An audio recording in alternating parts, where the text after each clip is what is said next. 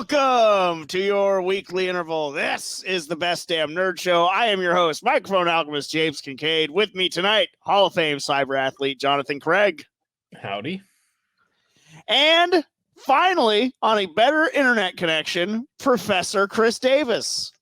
Nobody knows what you're talking about. It's been great the whole time. Has not been great.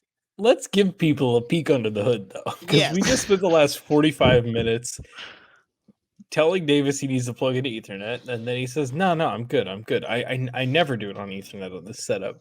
And then 2 minutes into the intro, his Wi-Fi crapped out, and then we have to wait another 10 minutes for him to find out. We have to wait another 10 minutes for him to drunkenly figure out how to plug in an Ethernet cable, and here we are. So if this is a 30-minute episode where it's just me bitching at Davis, that's why. It just might be a windy night up here, you know? I'm in the redwoods.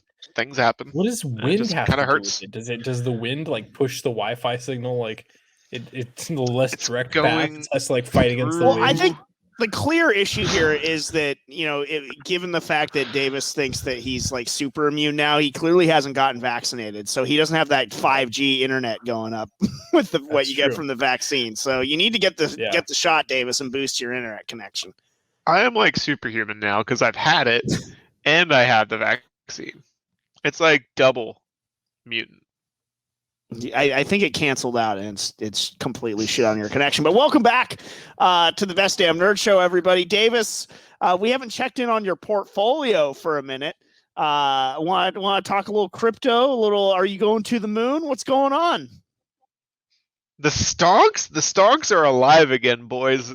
We are in the cockpit. We got some fuel. We're getting going. We're not even launched it off yet. Because we're not going to the moon. We're going to Mars, baby. We're going to Mars. We're going to Jupiter. MARS, bitches. We're gonna make Pluto. We're gonna make Pluto a planet again.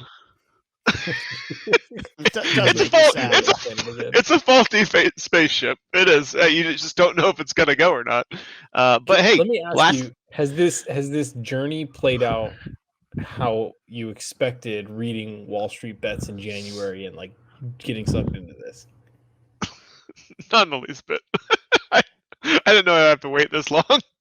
Are you holding on now just like out of principle and stubbornness? Yeah.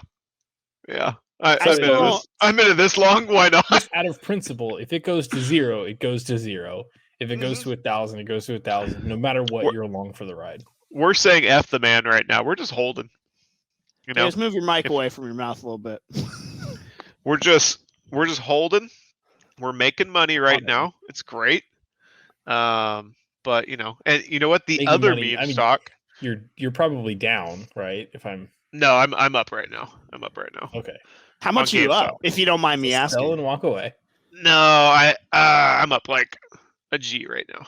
Nice, dude. Okay. Wait. And then, but the other meme stock, AMC's going through the roof right now too. So you own AMC? I do. I own just as many. And I contributed. I bought a couple of movie tickets. Yeah, go to the theaters, everyone. Help me out. I didn't use them. That's a story for another time. But oh no, that's another sad story. We're not good. We're not going there right now. But I did. Emily no showed. Emily is really away now. Emily's far I did away. my part as a patriotic American to stimulate the economy. Unfortunately, that's the only thing that was getting stimulated. But I'm curious as to. I still don't quite understand what's going on with these. Well, they're saying all the shorts were covered. They're not, ladies and gentlemen. That's the story. They're not covered, and it's still like going all haywired because nothing's covered.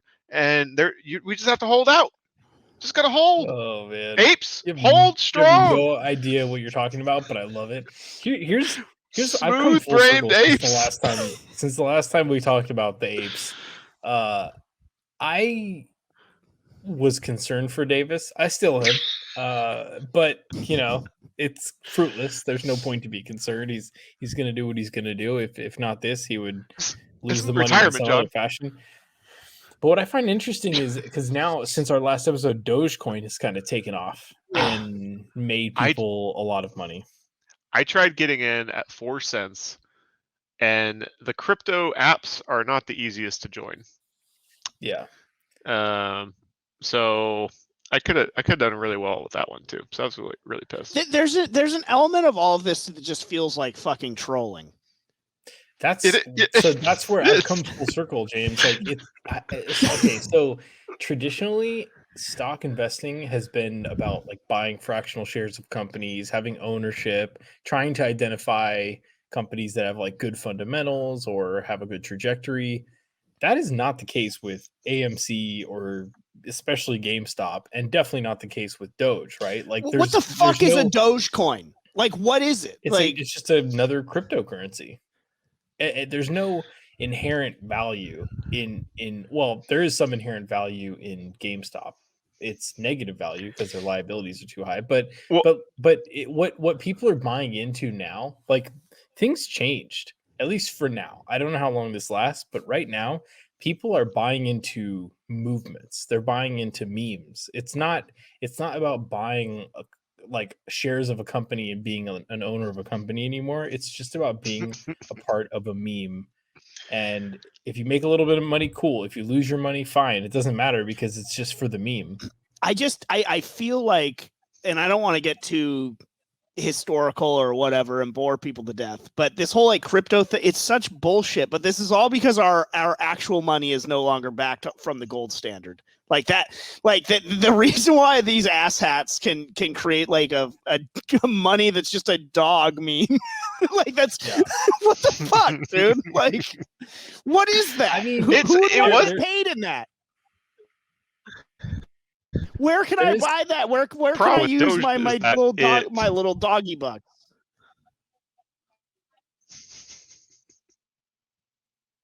Davis, do you have an answer for this? Aren't the Dallas Mavericks accepting Doge now? I think Davis is lagged out hard again, by the way. There is a Davis is way behind. There is an athlete, I forget who it is, but it's accepting like at least a large chunk of his salary in cryptocurrency. I don't think it's freaking Dogecoin, but still, it's absurd. Yeah, which is insane because just in the last couple weeks, and this is going to date the episode a little bit, but just in the last couple weeks, the price of Bitcoin has fallen by like 40%. So if his contract was for X amount of Bitcoin, then like inherently, it's very difficult to spend Bitcoin and Ethereum. It's even harder to spend Doge, but at least Bitcoin and Ethereum have some inherent value in the sense that you can like spend them some places using your wallet. I'd just be fucking embarrassed being like, here's your doggy coin. Yeah. Fuck? Well, I think that's but it's not about that, James. Like, it's Ethereum. Look, Ethereum and Bitcoin are different things. Ethereum is a genuine network of computing power that is handling processes, and those processes are called transactions, and those transactions are worth something. So when you buy Ethereum, you are owning part of that infrastructure and network, and it is being used as a currency. It's also what NFTs are built on, which that's a whole nother episode for a different day. Do not fucking understand NFTs either. I would think you of all people would understand NFTs more than any of this shit. No, look at right behind you. You have collectibles right behind you, dude. Yeah, but NFTs are like collectibles that you don't actually have. I mean, like what? So that's the basis. Like, that's the important part of having a collectible is like physically having the packaging for it. Yes. Like what? What? Of course that is. Like, that's the whole point. Like, you want a rare action figure. I could print out a photo of like, hey, look at this Shawn Michaels Hasbro action figure from but the 90s. That's not the collectible. You could also get a knockoff collectible. No shit. But the collectible is not some sort of like hologram in an app either. I don't have it. I can't. There's nothing tangible that I can hold. Like, ooh, should I take it out of the packaging or should I not? That's the whole point. Yeah, but at least you can show an NFT. You can't even show a collectible unless someone comes into your home. It's not like you're like That's walking around when with you your show off toy your collection. collectibles. What the fuck? I'm not walking like I'm not gonna like what go on a date and be like, here, look at all my NFTs that I have. What? Yeah, hey, Davis, I'm sure that's been a subject of conversation. You collect the Muppets. Would you like you have the physical Muppet action figures? That's what you want. I'm not buying some other person's collectible piece of it. I'm not gonna invest in that. No thanks. I'm going to show off the Electric Mayhem band set. Thank you very much. Yeah, like that's the whole point. It's like to display them in your home or in your office. That's the whole point of those kinds of collectibles. This is a new era of collectible. I think that's the thing. Damn it, bitch. I think you're missing the whole point of NFTs, dude. I am. Everyone does. I don't understand them. But look, I'm not even a collector, and I understand it and respect it. Like, I think some NFTs have gone a little too far. I think it's absurd to think that someone could sell an NFT of Elon Musk when they don't own his likeness. But like the NBA Top Shot thing where they're selling NFTs of moments in NBA games. Now, granted, the moments that they're choosing are a little absurd, but still, it's kind of a cool thing, dude. Like, it's in the 90s when we were all... Dave's dog on YouTube right now showing her whole ass and really putting a punctuation mark on what I think of NFTs. Dude, I encourage you all to watch the YouTube version of this episode. Yeah. Where can they find it, John? YouTube.com/thebdns. Continue. Tell me about NFTs. I'm just saying, like in the 90s, the thing was to like put all your shit in a binder and like show that to people, right? Or if it was really, really valuable, you would wrap it and like put it in a nice case. And sometimes you would show it, mostly when people came over. This is the same thing. The only difference is you're showing it on your device, which you carry with you everywhere at all times. And if you are holding your NFT on certain apps, you can prove the authenticity. Yes, could you just pull up a Google image of Shawn Michaels doing something? Of course you could, but you could also buy a knockoff Shawn Michaels figurine. It doesn't have the same impact as having the original in the package figurine. That's what I'm saying. Just like having the phone app that shows your authentic NFT of a moment has inherent value and inherent sentimental. It doesn't do it for me. Doesn't do anything. Of course, it doesn't do it for you, dude. You're just you are like nostalgia embodiment. But you have to at least appreciate that for young people now and people that want to get into collecting things now, this is an interesting new avenue that they're creating. Why would I pay money for a sports highlight that I could find on YouTube for free? Because you don't own that highlight that you watch on YouTube. Doesn't the NBA though? Like, don't you have to like pay for those rights? Yeah, I mean, look, when you buy the NFT on Top Shot, you're not buying the licensing rights. So there is that. So but you are buying the NFT of that highlight. Just pulling the highlight up on YouTube is not the NFT. So yeah, it's a new market. Like, of course, it doesn't have to everyone. It doesn't have value. To some people, it has a lot of value. I think ultimately in the future, it's possible that these NFTs continue to grow. People continue to be interested in collecting NFTs. And Davis, of all people, Mr. GameStop over here, I'm surprised you're not super into NFTs, because the whole reason GameStop is going back up is because they announced that they're going to be doing something with NFTs. They haven't even said what. They just said they're going to be doing something with NFTs on the Ethereum, chain. And that's perfect. Just make the stock go up, baby. I don't need to invest in NFTs though. I think it's kind of cool, man. Look, and I've come full circle. I was a hater. I'm not gonna lie. I was a hater when the GameStop thing first started happening. I don't personally have any money in it because I'm not crazy, an ape. Yeah, I'm not stupid. But I respect. I respect it. Like if you're gonna throw your money away, You could spend a couple $100 having a good night out, drinking, having nice food, or you could throw a couple $100 into dog coin, Dogecoin, GME, AMC, whatever, and be part of this meme. And it lasts more than a night, right? It's a wild ride, up and down, up and down.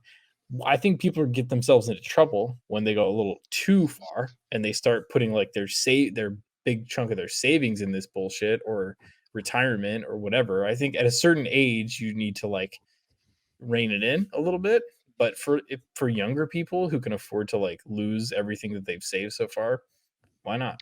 It's the only way our generation's ever going to retire, John. You got to throw it all in and pray. God, and this is not good investment advice. Yeah. Good Lord.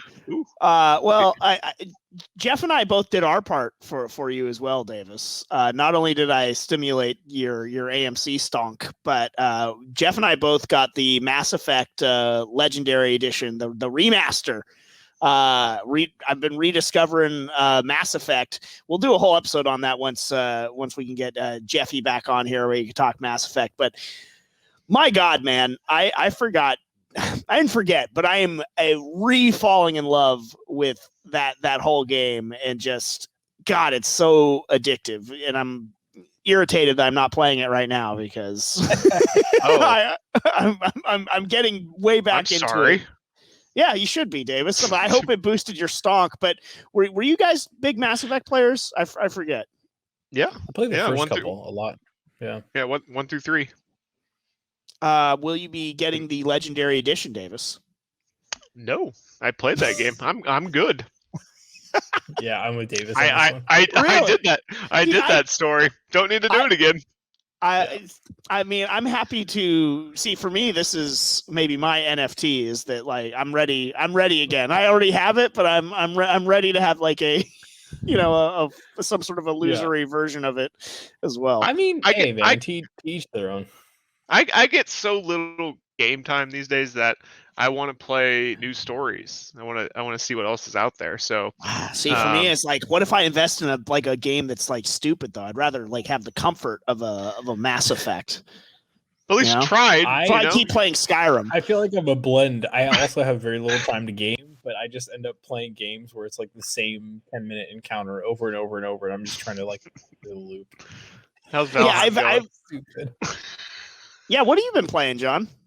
I've been playing a lot of Path of Exile lately, which is kind of like Diablo, Grim Dawn action. Yeah, you streamed that once, right? I did stream it, and I was playing like a Templar class, and it's a very complex game for like leveling and creating your character. And so I've tried to play it in the past, and I've always hit walls, and then each time I revisited it, my new character gets a little bit further than the last one. So with this character that I made, I finally like beat the game, and now I'm in like the actual end game and trying to like get the optimal loot and all this stuff for this build that I'm following, and it's very fun.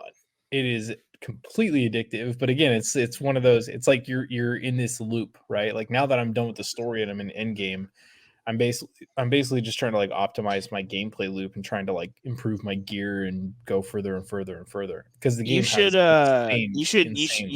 you should stream it either on either stream that or Valheim on the YouTubes. Valheim, I need some time before I go back in there. I suffered a bad defeat in that game and haven't I know, but like I feel like half the fun would be watching you trying to get your gear back. It wouldn't be that hard to get my gear back, honestly. It's just time. Like it's just I just need to run to my corpse and grab it and run away from the mobs. What destroyed you? What kind of monster? I went into the swamp for the first time, and there's these like little swamp humanoid creatures, and they ganged up on me and like two-shotted me, and I died to them like 2 or 3 times, and after the third time I was like, I'm just gonna go to bed. I'll get my shit tomorrow, and then I just never logged back on and got my gear. Yeah, and I've just been playing other stuff. Now I'm on Path of Exile, which I'll probably stick with at least until the new season starts. Good deal. A new character. Maybe I'll stream the new character. You should. I'm all up for that. I want to get back up in the streaming biz as well. But we're gonna take a break. On the other side, we won't be talking NFTs, but we're gonna be talking a little Star Wars. J.J. Abrams, some interesting comments coming up on the Best Damn Nerd Show. And welcome back to the Best Damn Nerd Show. James Kincaid alongside John Craig and Professor Chris Davis, the crypto master, the crypto keeper. Chris Davis might be your new title. I don't even own crypto though. I just own meme stocks. Yeah, but sounds nice ring to it. This episode will one day be an NFT, so technically you are in crypto asset right now. Yeah, it certainly will be, and I still don't understand it. But welcome back to the Best Damn Nerd Show. We are going to be talking now about J.J. Abrams reflecting on his role in the Star Wars sequel trilogy. And I mean, this was making Don't look back, JJ. Don't look back. He was making all of the rounds. The fact that he essentially copped to not have that he didn't have a plan for the whole trilogy. Disney didn't have a plan. What this article in Collider continues to call it is creative handoffs between directors. And I'm going to read a couple of quotes here from it. Let me see here.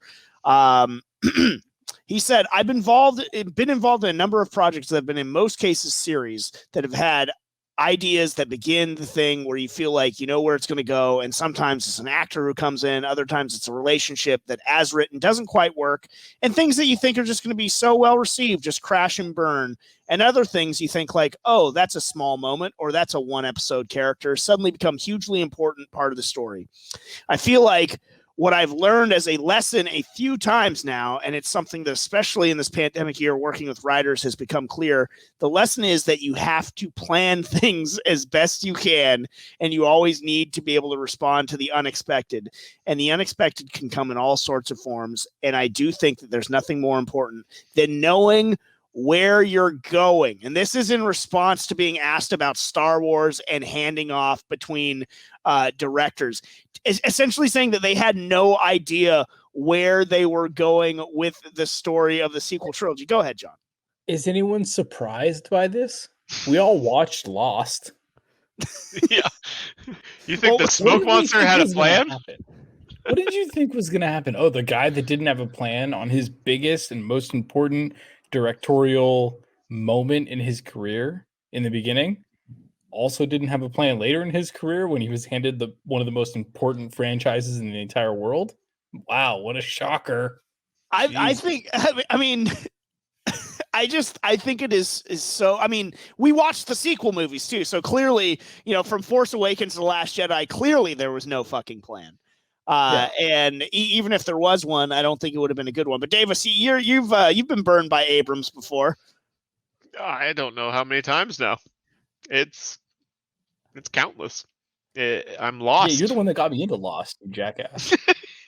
Yeah, I'm sorry. I trusted you. Sorry. The Dharma Initiative, I'd still like to know a lot about that. Yeah, I'm not surprised. You would think that he would have learned from the first project because it got so much flack especially in the last couple of seasons, of nothing being answered. Clearly, there was no plan for so many plot points that were never wrapped up. He never had any idea what he was going to do.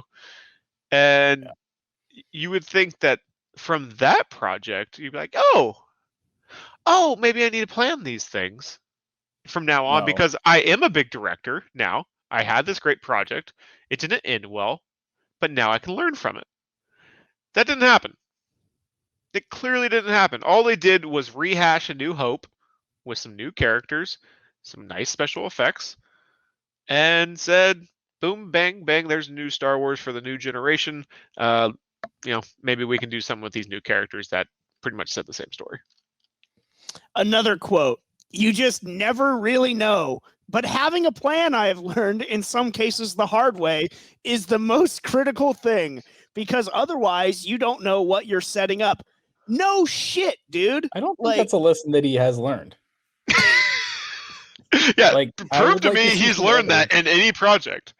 I would like to see some evidence that he's learned that lesson. I mean, this is like file under the, very obvious thing, like that it's good to have a plan when you're making a trilogy of movies. But this isn't just about J.J. Abrams. Like, how could Kathleen Kennedy sign off on this? Like, where it's just going to be, we don't have a plan for our shiny new toy that we just acquired that is this, the holy grail of franchises and everything like that. And you're just going to not have a plan for where you're going with this trilogy of movies, essentially trying to set up, the next generation of Star Wars films and characters that people are supposed to fall in love with. Like, this isn't just about J.J. Abrams. This is about Kathleen Kennedy and her just derelict stewardship of the Star Wars franchise, in her role with Disney. Like, it is staggering. Like, what J.J. Abrams is saying is, first of all, the fact that he has to say those things is so stupid, because it's so obvious. Like, no shit. Yeah, it's good to have a plan. Yeah. Like, and we know you didn't have a plan. Yeah, we know he didn't, but again, it's bigger than we know she didn't, and that Disney didn't. Like, what the hell? Like, are you kidding me? But I could see how it would happen though, because it like, for someone like Kathleen Kennedy, like to make it to that level in a big corporation like that, you kind of have to not have opinions. Like, your opinions are like, or you're like a bullfighter. You know what I mean? You're like goading good opinions your way, and then like dodging bad opinions. You know what I mean? Like, you're just like, you're flexible. You don't have a vision per se. People with vision create businesses. People with vision don't work their way up and become heads of studios. Like, people with vision create the studios that create these projects. That's what Star Wars originally was. Now Star Wars is being run by people who don't want to have opinions, because when they do have opinions, they get roasted and lambasted for them. Now, when you look at J.J. Abrams, here's somebody who became successful and was able to do projects by not having a plan. And people found that mysterious and interesting. Why would he? How is he incentivized to suddenly start having plans for projects and content that he does? Because every time he goes into something without a plan, it works out, and then the next project he does is bigger and more expensive, and he gets paid more. So you have these two people come together to take over Star Wars, and what you get is an absolute steaming pile. But it's because the philosophy that goes into making it is completely divorced and different from the original way that Star Wars was created, which was by someone with a vision. But there's no way that somebody like Kathleen Kennedy should have signed off on not having a plan. I don't care if she's not the visionary herself, but the idea of like, when she'd have to put her neck out to do it. She's doing it either way, and it underscores the fact that now she knows that she, according to what we've heard, is that George Lucas gave them a plan for where he thought the franchise would go. The guy that created Star Wars, and they didn't use it and left it for no plan. Well, that old geezer, what does he know? I mean, it is unfathomable that this happened. It's the Star Wars, the sequel trilogy, has just been getting beaten up left and right in 2020 and 2021, just between, John Boyega and the comments that he had to say, Daisy Ridley coming out admitting that, there was pretty much no direction and nobody knew what was going on now. And now the J.J. Abrams bit. But to me, it points, again, beyond him. And really points to Kathleen Kennedy and just the stewardship of the franchise. Like, it's fine, it's not fine, but okay, J.J. Abrams doesn't know where it's going to go. He only signed on for one movie, so he doesn't really. Right. It's the powers that be not having a sort of endpoint in mind is just insane to me. It's insane, but again, I understand it. Go ahead, Davis. It's just weird that they would sign a director on for one movie to begin with, when they know it's going to be a trilogy. Like, I mean, that just right there, Kathleen Kennedy is saying, you're only having a plan for one movie, and we're going to go from there. And that's awful. That's not good management. It's just not somebody that runs a studio like that are doing franchise motion pictures. It's crazy.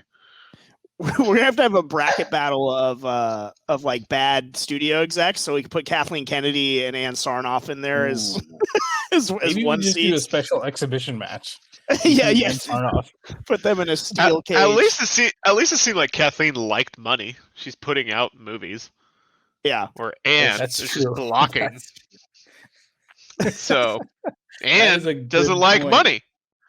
I think they both have the same problem though. And I know what you're saying, James. Like she's getting roasted either way for not wanting to stick her neck out. But like again, when she's old, she's an old bag, and to get to the level that she has, she's conducted herself a certain way and it's worked this far. Now it's backfiring. But it's like she's already too deep, dude. She's in it right now. Like she's hodling.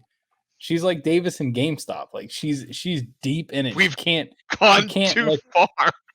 Yeah, we've gone too far. She can't paper hand her old ways now.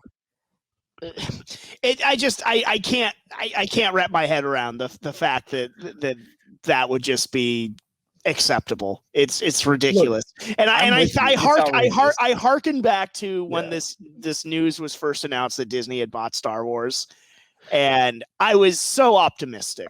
And I like my words haunt me. It's like Disney knows exactly what they have in their hands, and they're going to take great care to, show reverence to the good job brand with other stuff. Yeah, with what other stuff? Not with Star Wars stuff. No, not Star Wars at all. But Marvel has done sure, good. But I'm talking about specifically when Disney got Star Wars. I remember being very optimistic that they would be good stewards of Star Wars, and I don't think I've ever been more wrong about anything in my life. Maybe Batfleck, because I was opposed to Ben Affleck as Batman, but this is way worse. This is more bad than Ben Affleck is good as Batman. We've roasted Heath Ledger as Joker pretty good too. Everybody did, and Jack Nicholson was still better as Joker. So it's true, he's the best Joker. It's just them's the breaks. Look, Heath Ledger was very good. Well, you've always been a fool, James. Yeah. I do. Let's kick it over to Ann Sarnoff a little bit here, and this is something that's outside my pay grade. But basically, AT&T added again, upending another media and entertainment company with this Discovery merger, and now it's looking like that with this merger with Discovery, it's going to form like an even bigger streaming service that's going to include CNN, TBS, and TNT, like a monster sort of service. So I'm wondering how this might shift the balance of power with that in mind, because it's the HBO Max folks that seem to be more pro Snyderverse and pro that whole business, and and Sarnoff and the Hamadaverse folks are not. So I'm wondering with AT&T really doubling down here on the streaming side of things, I feel like that's probably a good sign for more Snide. Johnny? Yeah, I say you just put them all in a ring. Let's see how much money each department brings in, how many views each department gets, and you just, the others just got to go. One of them just doesn't like money, though, so it just seems like it's going to be an easy fight. A common refrain. Exactly. Yeah. So I don't know. Yeah, I'm with David on that. It just seems like a thrown fighter. They're thrown in Ann. Yeah. Who's not even going to box with gloves. I feel like this points more and more to the fact that AT&T is just going to get involved, and that she's not long for the corporate world, at least in her current form. I feel like they're going to slay that old beast. I mean, yeah, one of these things is definitely not like the other, right? Like HBO Max, HBO has a long, rich history of producing incredible content and doubling down on stuff that works. Like Curb Your Enthusiasm has been going on forever. The Wire went on for a long time. Sopranos went on for a long time. Like you can go back in time with HBO. They've just done so much quality content, and they let stuff ride to its natural conclusion. Discovery, likewise, does amazing content in their realm. Like, how many seasons of Deadliest Catch have they done at this point? It's Like, very true. 75 seasons. It's a great And, show to you know, watch, to binge watch while hungover. Yeah, and they Times can you watch plenty a of fish bucket come out of the water? It's a good show, dude. You're off base, hey bro. man. Yep. Sometimes they fall off the boats. Dude, sometimes they know- almost die. But you know who Deadliest Catch, does, man. you know who needs to be shoved off the boat and just left in the middle of the ocean is Ann Sarnoff. Because Warner Brothers, again, like I said, one of these things is not like the other. Warner Brothers has a long history of doing really good work and then immediately killing it, immediately kneecapping it, immediately sabotaging it, immediately canceling it. Like, can you just let it ride, Ann? I'm with Davis. Do you like money, Ann? Because HBO does, Discovery does. So you better fall in line, or just get replaced. Hopefully. I mean, again, though, it's like too little, too late. I think it's the depressing thing is like the damage might be done. Like, can they really come back from this? Like they're already in a brand new Batman generation now with Twilight guy, Robert so. Pattinson. Yeah. Yeah. We're gonna talk a little bit about that. By the way, on the other side, we're gonna do a little Nerdgasm or Nogasm coming up on the Best Damn Nerd Show. Welcome back to the Best Damn Nerd Show, and it's time for everybody's favorite game, Nerdgasm or Nogasm. It's like a buy or sell, but a little bit more pleasurable. All right, let's get into it. Speaking of pleasurable, the new look of the Riddler in the upcoming The Batman movie invokes perhaps certain kinks that people might have. Some people, the reaction, I will say, to Paul Dano's Riddler outfit, some leaked images have come out and everything, and people have obviously super slow-moed the trailer and everything. People saying he looks like the Zodiac killer. People are saying he looks like he's in a gimp suit. Some other things. What he doesn't look like really is the Riddler. I've talked a little bit about this before, and I'm not going to throw the baby out with the bathwater because I haven't seen the performance at all. But in terms of this new, very unique take on the Riddler's look, Davis, Nerdgasm or Nogasm? This is gonna be a Nerdgasm. Wow, so we know what Davis is into. We are stoked. Yeah, who knows where this movie might go? We might get 50 Shades of Batman over here. So, it's gonna be interesting. I mean, why is this a Nerdgasm for you? Mostly because looks like we're gonna get the true Riddler of Hush from the animated Hush movie we saw at Comic-Con.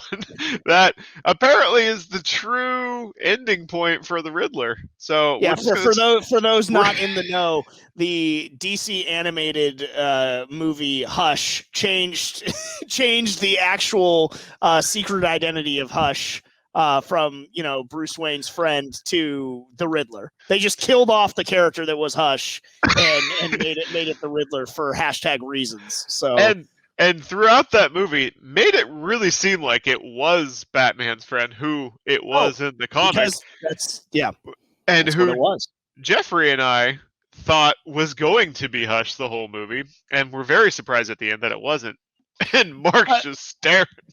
Yeah, I was nonplussed as well. But why for this, other than you're trolling with this Nerdgasm?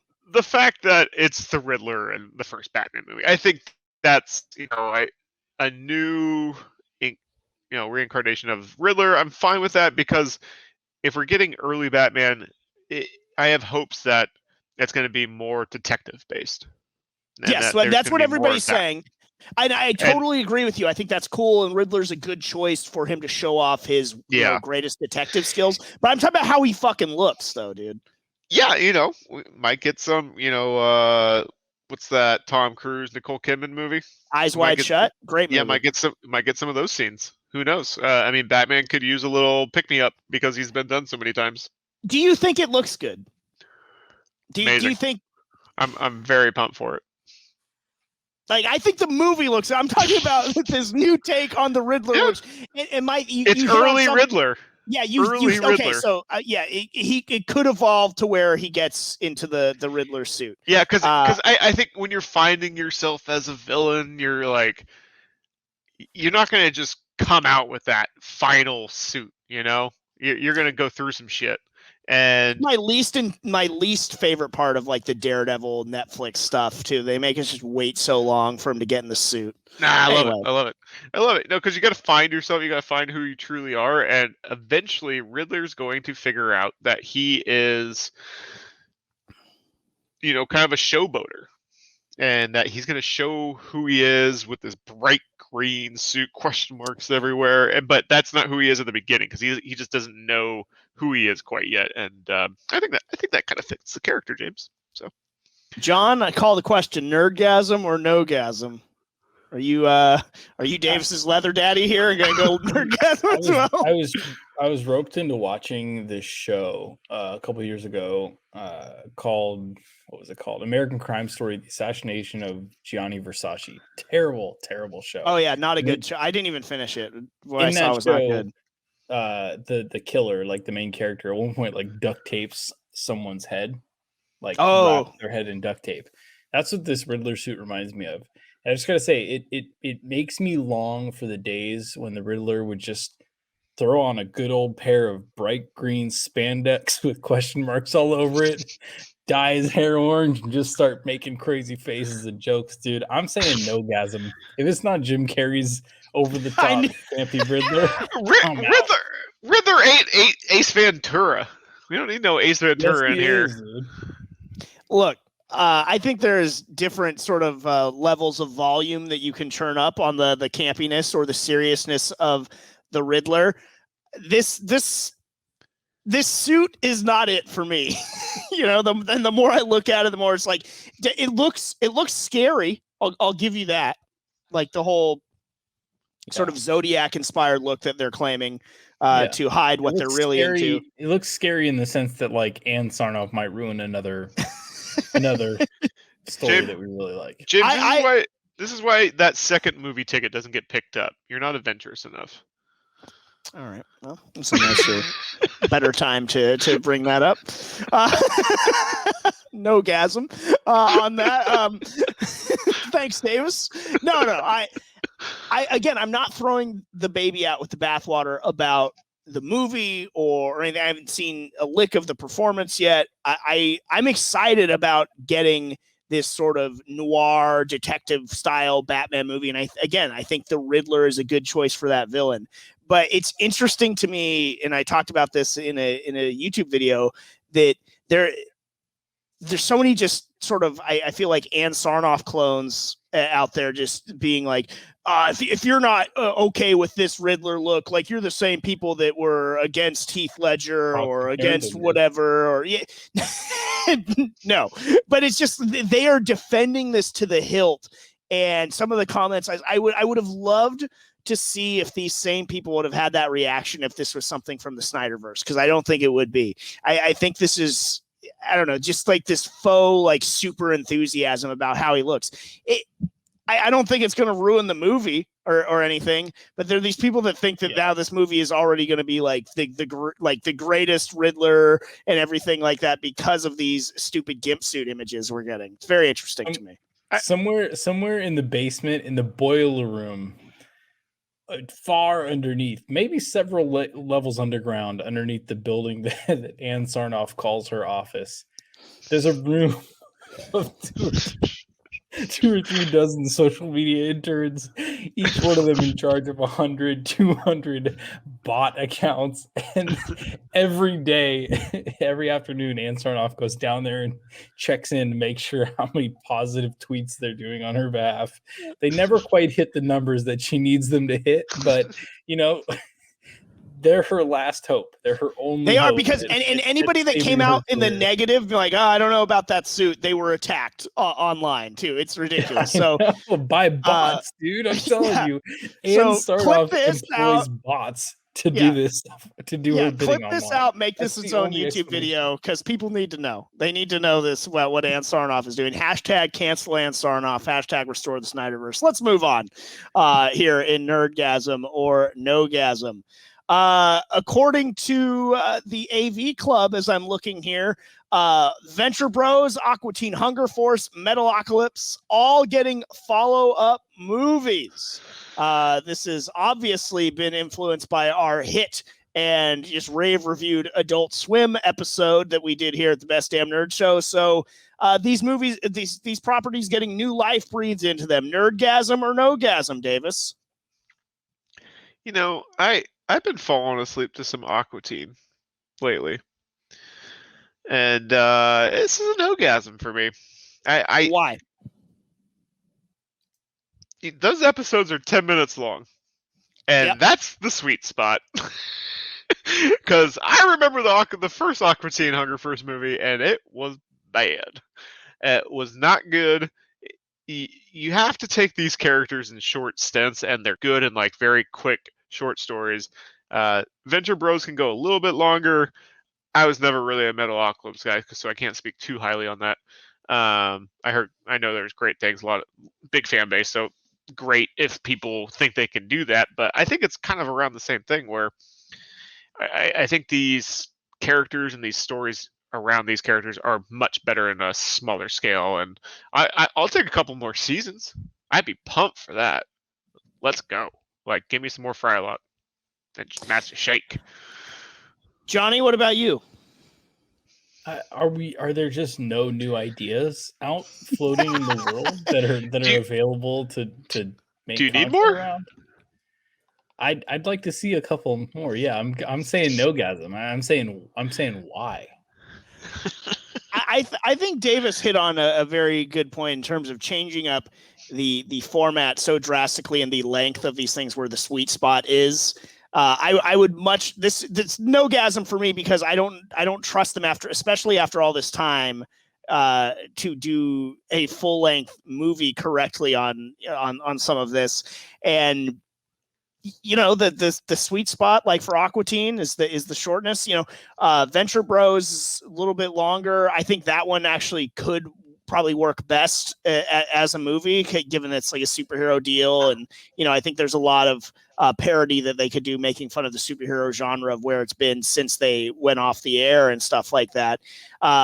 But most of the comments too about Venture Bros, like they have no faith that this ever gets done because, you know, Venture Bros came out so sporadically during its run just to get the seasons out that it did.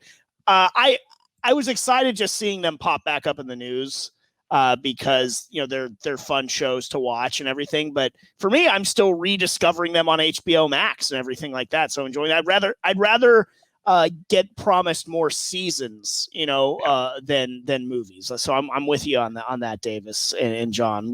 We're across the board, no-gasming on that. Henry Cavill reportedly going to be the new Highlander in the reboot. Yeah, he's so hot right now. That Henry Cavill. Nerdgasm or Nogasm, John?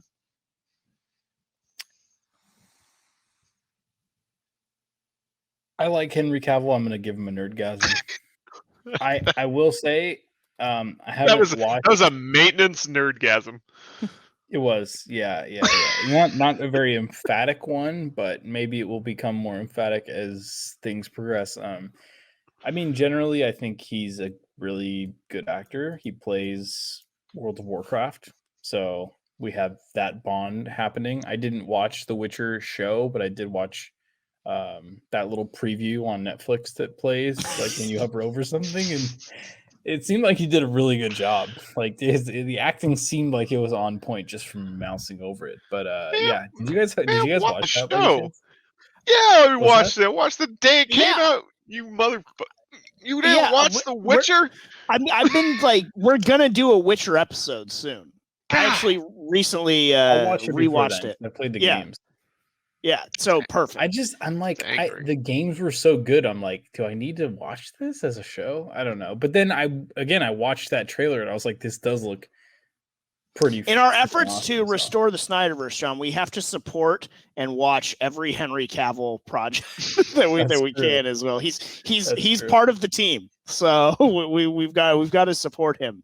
And he just seems like an awesome guy. I'm a big Henry Cavill fan, and said in the Discord, bestdamnnerdshow.com/Discord, that if this movie has to get made, and I'm vehemently, firmly, staunchly no-gasming the fact that a Highlander reboot should be made necessarily. I love the original one, so I'd rather them just leave it alone. But if we have to get a Highlander reboot, Henry Cavill is the best possible sort of A-list choice that this movie could fucking hope to get.